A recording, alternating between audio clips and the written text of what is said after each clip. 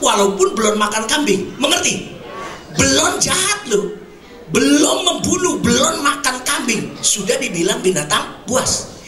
Anak lahir walaupun belum berbuat dosa sudah dosa. Sampai sini ngerti nggak lo? Oke. Begitu lahir, karena dia bukan Kristen, anaknya ke neraka, betul kan? Nah kalau kayak gitu dari sana kenapa nggak langsung aja? Lu ngerti nggak? Contoh John punya anak meninggal di kandungan kan? Siapa sih anaknya namanya tuh dulu? Oh dia, papa mamanya cinta Tuhan, melayani Tuhan. Anaknya lahir, sebelum lahir dia meninggal, kembali kepada Bapa di sorga. Nah kayak gitu ngapain diturunin? Ngerti gak lu? Buat apa diturunin? Lu pada mikir gak? Lu Tuhan kenapa ini anak lahir? Coba bingung, saudara punya anak baru setahun mati, kembali lagi kepada Bapa di sorga. Nah kalau tahu bakal mati, kenapa diturunin? Mikir. Sekali lagi, mikir, kata Cak Lontong. Mikir. Kenapa? Karena Ibrani 11 ayat 3. Sabar ya, tenang. Sekali sudah kan duduk, nggak capek. Saya kan tadi malam khotbah, capek. Sampai di rumah belajar lagi, sekarang khotbah lagi. Jadi tidak ada alasan saudara capek. Saudara harus lebih kuat dari saya. Amin. Sebetulnya harusnya saya khotbah berdiri, saudara pun mendengarnya juga berdiri. Itu baru bimbang. Amin, saudara. Ibrani 11 ayat 3. Ayat 3. Demikian firman Tuhan. Karena iman kita mengerti bahwa alam semesta telah dijadikan oleh firman Tuhan. Nah, teruskan apa? Sehingga apa yang kita lihat, apa yang kita lihat? Apa kita lihat? Anak, kita lihat kursi, kita lihat gitar, kita lihat meja, kita lihat kembang, semua. Apa yang kita lihat telah terjadi dari apa yang tidak dapat kita lihat. Berarti ada dong. Cuman nggak kelihatan. Semua bilang amin. Nah, dengerin ya saudara. Ketika Tuhan menciptakan kita, kita sudah ada sebelum bumi ada. Nah, tujuannya tuh apa? Seia-ia saya memilih Valdo sebagai WL. Tujuannya apa? Supaya jemaat bisa masuk dalam penyembahan. Kalau seandainya dia nggak bisa begitu, ngapain gua pilih dia? Saudara bisa ngerti kan? Nah, saudara diciptakan tuh tujuannya apa? Ini dulu. Nangkap ya saudara? Karena tadi ada kata layani Tuhan, layani Tuhan, layani Tuhan. Nanti dulu. Saudara kita kembali dulu. Kita diciptakan untuk apa? Amsal 8 ayat 30. Dengerin, ya tadi ayat 22, sekarang ayat 30 deh. Amsal 8 ayat 30. Aku ada serta Tuhan sebagai anak kesayangan. Iya. Setiap hari aku menjadi kesenangan Tuhan. Stop. Ulang lagi dong.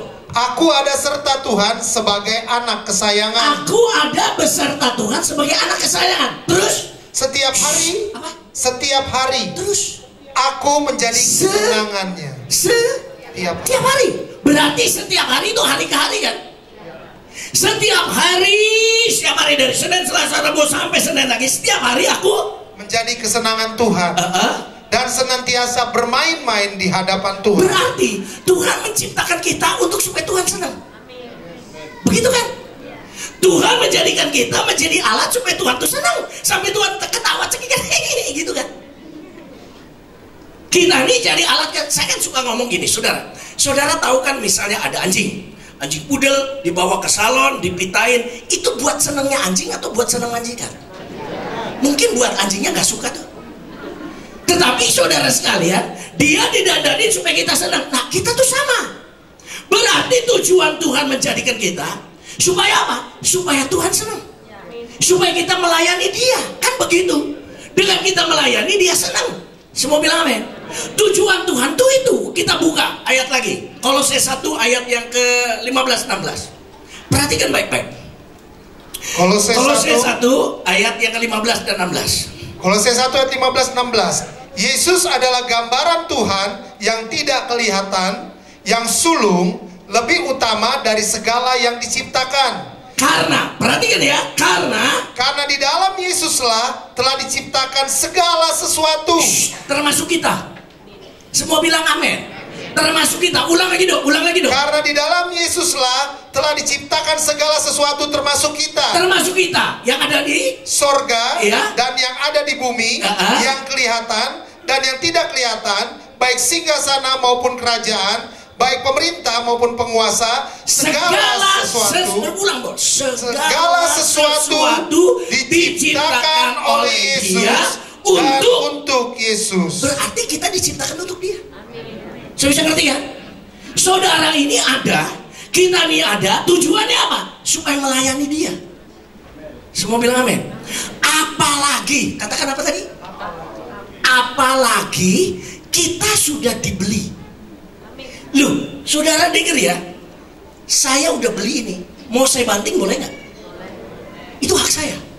Saya mau nanya, saudara pernah beli Tuhan? Saya balikin, Tuhan pernah beli kita? Beli. Wah, apa saya tidak merasa diri terjual? Saya bukan barang jualan. Saya kasih tahu, sejak saudara percaya Yesus, saudara barang jualan yang dibeli Dia. Nah, kalau saudara dibeli, berarti hak ada sama Tuhan atau sama kita? Tolong dijawab, coy. Saudara sudah dibeli. Baca dulu 1 Korintus 6 ayat 20. 1 Korintus 6 ayat yang ke-20, demikian firman Tuhan. Sebab kamu telah dibeli. Nah, kamu telah dibeli, terus dan harganya telah lunas dibayar. Saudara sudah dibeli. Kalau saudara dibeli, saudara nggak punya hak lagi atas diri kita. Saya ambil contoh, saudara. Misalnya ada seorang perempuan, namanya siapa? Anggaplah Maria Elizabeth Rosalina Tendean. Begitu dia kawin sama seorang laki-laki namanya Bejo, dia dipanggil Ibu Bejo. Dan tidak bisa bilang, saya jangan dipanggil Ibu Bejo dong. Suami lu siapa? Lah kalau suaminya namanya Bejo, kalau suaminya kampret. Lu, saya punya teman namanya Colot, bener gak? Lah sekarang kalau misalnya teman saya namanya Colot, istrinya namanya siapa? Bu Colot. Di Bandung, saudara sekalian, ada satu tukang klotek namanya Ibu Warsa, anaknya namanya Conot. Kenapa? Karena waktu dilahirkan susah. Ketika pakai dukun, Conot, ngerti nggak sekalian? Dipanggil Conot. Lah si Conot punya istri, namanya siapa? Bu Conot. Suami saudara namanya Bagong. Siapa namanya istrinya? Bu Bagong. Bu Acen, Pak Li. Saya akan panggil Ibu Li. Bisa ngerti kan? Ibu Robi. Saudara, karena haknya sudah dibeli, tanda petik ya, karena sudah gak ada lagi haknya. Ngerti ya saudara? Jadi seorang istri ketika kawin punya suami, anggaplah suaminya nama Semar, ya Ibu Semar. Saudara, hilang tuh yang namanya Maria Elizabeth Rosalina Merkedewang Merketentang Merkunyunin, diganti Ibu Togo karena suaminya namanya Togo. Nah kalau suaminya kampret, ada kemarin saya dikasih KTP, namanya apa? Natal apa? Selamat Hari Natal. Ada orang namanya Selamat Hari Natal. Berarti ibunya Ibu Selamat kan? Ibu Natal kan gitu kan? Nah, maksud saya, karena kita ini sudah mengerti, saudara sekalian, kita dijadikan untuk menjadi alat untuk menyenangkan Tuhan, untuk melayani Tuhan. Semua bilang amin. Apalagi kita udah dibeli. Nah, sekarang sudah berarti kita harus melayani. Nah, melayani Tuhan itu ada dua. Melayani Tuhannya sama melayani pekerjaan Tuhan. Orang yang cinta Tuhan, dia cinta sama pekerjaan Tuhan. Tapi orang yang melayani Tuhan belum tentu cinta sama Tuhan. Contoh di sini, banyak pegawai kita yang bukan Kristen melayani pekerjaan Tuhan, beresin ini semua kan, tapi apa dia cinta Tuhan? Saya sering ngomong gini, orang yang cinta kepada saudara, hai wanita, dia sering apel ke rumah saudara. Saya ulang, laki-laki yang cinta sama pacarnya yang cewek sering datang ke rumahnya, sering apel. Tapi orang yang sering datang ke rumahnya belum tentu cinta, karena tukang ledeng, tukang orang. Betul apa enggak saudara sekalian? Nah, saya mau ingatkan saudara, melayani itu melayani Tuhannya sama melayani pekerjaan Tuhan. Melayani Tuhan itu saudara pribadi. Saudara beribadah itu menyenangkan Tuhan. Saudara berdoa itu menyenangkan Tuhan. Tetapi saudara juga dituntut untuk melayani pekerjaan Tuhan. Kenapa? Karena saudara melayani Tuhan dan cinta Tuhan. Kalau cinta Tuhan, saudara akan cinta dalam pelayanan pekerjaan Tuhan. Saya ambil contoh Yohanes 12 ayat 1 sebentar. Yohanes 12 ayat 1. Perhatikan baik-baik. Yohanes 12 ayat yang pertama, demikian firman Tuhan. Yesus diurapi di Betania. Ya. 6 hari sebelum Paskah, Yesus datang ke Betania, tempat tinggal Lazarus yang dibangkitkan Yesus dari antara orang mati. Lazarus mati, 4 hari dibangkitkan Yesus. Setelah dibangkitkan, mereka bikin ibadah, mereka bikin persekutuan, mereka bikin yang namanya kebaktian, ucapan syukur. Teruskan. Di situ diadakan perjamuan untuk Yesus. Untuk siapa? Yesus. Untuk siapa? Jadi ibadah itu untuk siapa? Untuk Yesus. Teruskan.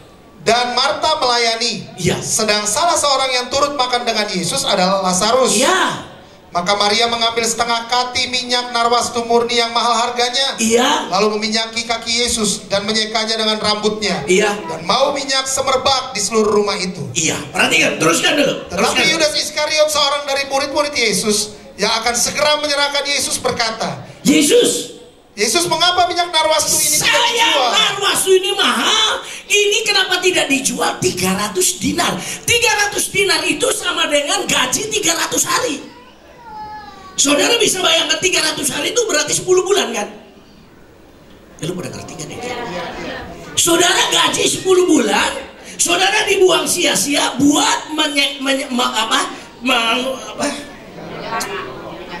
meminyaki kaki Yesus. Saudara, di situ ada ibadah. Satu, Lazarus itu dia makan. Dia pikir gini, mumpung hidup 4 hari mati nggak pernah lihat kue tiaw, jadi makan.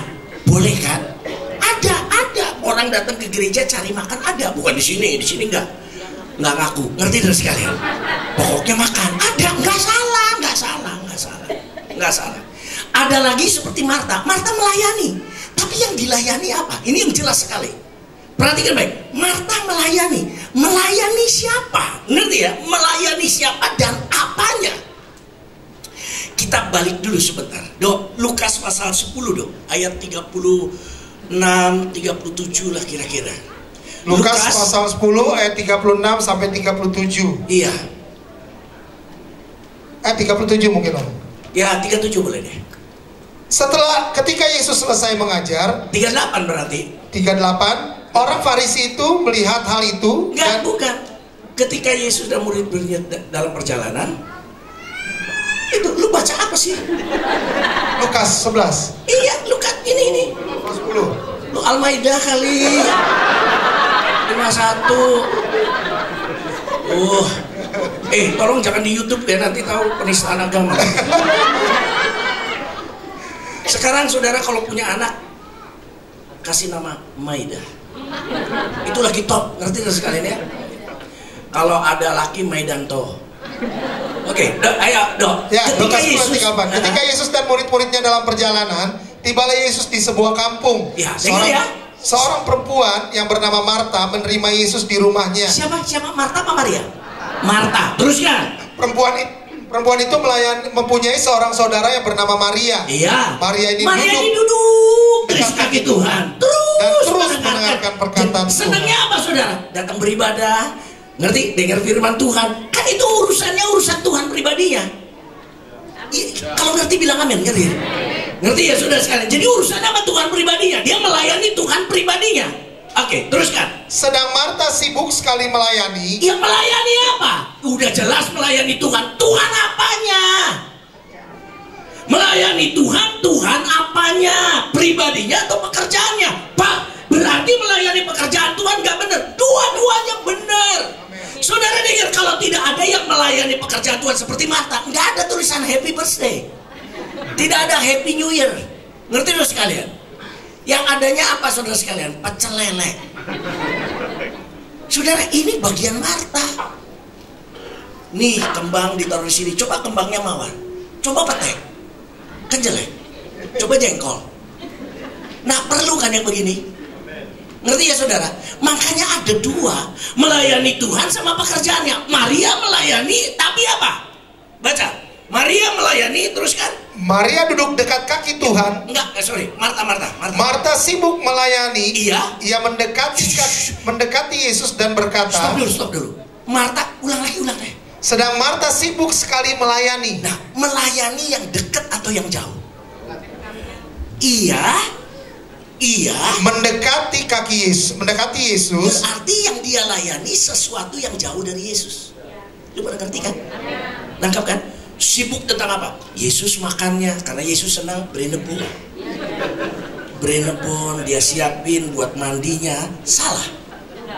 Nah, setelah itu dia mendekati. Berarti saudara dia melayani yang jauh. Ini namanya pekerjaan Tuhan. Bukan Tuhannya. Yang Tuhan mau dua-duanya. Semua bisa bilang amin. Saudara melayani Tuhan, tapi melayani juga pekerjaan Tuhan. Saya cuma mau ingatkan, kalau saudara mendapat kesempatan untuk melayani pekerjaan Tuhan, itu anugerah. Enggak kasar kata saudara ya. Saudara diangkat menjadi menteri, tidak digaji, itu udah bagus. Senang jadi menteri, semua bilang amin ya. Enggak digaji pun enggak apa-apa, masuk istana ya saudara.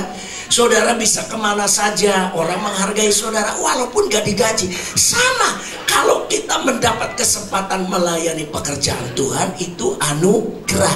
Makanya yang belum melayani, ayo melayani. Nah, yang sudah melayani, step selanjutnya jangan kendor. Semua bilang amin. Yang belum melayani, ayo melayani. Pak, saya nggak bisa khotbah. Saudara dengar baik-baik ya. Banyak yang saudara bisa kerjakan yang belum tentu saya bisa kerjakan. Semua bilang amin.